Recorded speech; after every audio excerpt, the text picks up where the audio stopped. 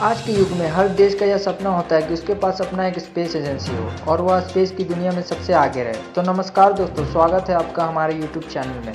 आज हम बात करने वाले हैं भारत की स्पेस एजेंसी इसरो के बारे में, जो वर्ल्ड की टॉप 5 स्पेस एजेंसी में एक है, जिसका लोहा पूरा दुनिया मानती है। इसरो का पूरा नाम Indian space and research organisation है, जिसका मुख्यालय बेंगलुरु में स्थित है। इस संस्थान में लगभग 17,000 कर्मचारी एवं वैज्ञानिक काम करते हैं। इसरो का जन्म 15 अगस्त 1969 को भारतीय वैज्ञानिक विक्रम साराभाई के द्वारा किया गया था। इन्हें फादर ऑफ इसरो भी कहा जाता है। भारत का पहला उपग्रह मतलब कि भारत का पहला सैटेलाइट आर्यभट्ट 19 अप्रैल 1975 को सोवियत संघ द्वारा लॉन्च किया गया था। उस समय इसरो के पास अपना कोई लॉन्च व्हीकल नहीं था, लेकिन 1980 में रोहिणी उपग्रह भारत का पहला निर्मित प्रक्षेपण यान यानी कि SLV-3 बन गया, जिसे कक्षा में स्थापित किया गया। इसरो ने बाद में 2 अन्य रॉकेट विकसित किए।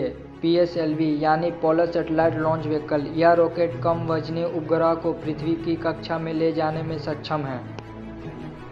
इस रॉकेट को अलग अलग वर्जन में बनाया गया है। इसी रॉकेट से साल 2017 में इसरो ने एक साथ 104 सैटेलाइट को अंतरिक्ष में सफलतापूर्वक स्थापित किया था और विश्व में एक रिकॉर्ड कायम किया था, जो कि आज तक कोई भी स्पेस एजेंसी नहीं कर पाई।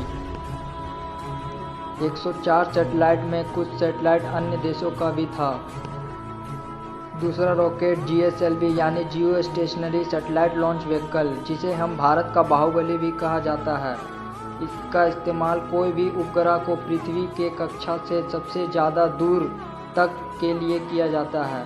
इसरो ने 22 अक्टूबर 2008 को चंद्रयान-1 को चांद पर भेजा, जिसने चांद पर सबसे पहले पानी की खोज की थी, जिसकी पुष्टि खुद नासा ने की थी। इसरो का सबसे प्रसिद्ध मिशन मंगलयान है, जिसे मॉम यानी मार्स ऑर्बिटर मिशन भी कहा जाता है। 24 सितंबर 2014 को मंगल ग्रह में मंगलयान को सफलतापूर्वक स्थापित किया। इस प्रकार भारत अपने पहले ही प्रयास में मंगल तक जाने वाला पहला राष्ट्र बना। दुनिया के साथ एशिया में पहला देश बन गया। पहले जो देश इसरो का मजाक उड़ाते थे, अब वही देश इसरो का लोहा मान चुके थे। इसरो अपने मानव अंतरिक्ष कार्यक्रम के लिए 124 अरब बजट का प्रस्ताव रखा। इसरो ने वह कारनामा किया है जो अन्य स्पेस एजेंसी कभी भी कल्पना भी नहीं कर सकते हैं। इसरो का सालाना बजट $1.6 है, जो कि नासा के आगे 1/4 भी नहीं है। लेकिन इसरो कम लागत में नासा से बेहतरीन काम करता है। आज के दौर में इसरो न केवल अपने देश बल्कि दूसरे देश का भी सैटेलाइट को भी लॉन्च करता है। इसरो ने आज तक कुल 269 विदेशी उपग्रह 32 देशों का लॉन्च किया है। इसरो शिक्षा को ध्यान में रखते हुए 9 विद्यार्थी उपग्रह को भी अंतरिक्ष में भेजा है। इसके साथ इसरो विश्व का पहला ऐसा स्पेस एजेंसी है जो आज तक कभी भी अपने देश का पैसा बर्बाद नहीं किया है। इसरो के प्रथम चेयरमैन का नाम डॉक्टर विक्रम साराभाई है और वर्तमान चेयरमैन का नाम डॉक्टर के शिवन है। ये तो बात हो गई इसरो के बारे में। अब हम बात करने वाले हैं इसरो के फ्यूचर मिशन के बारे में। पहले नंबर पर आता है चंद्रयान-3। भारत का तीसरा चांद पर जाने वाला मिशन होगा, जो चांद की सतह पर लैंड करेगा। इसमें एक लैंडर और एक रोवर है।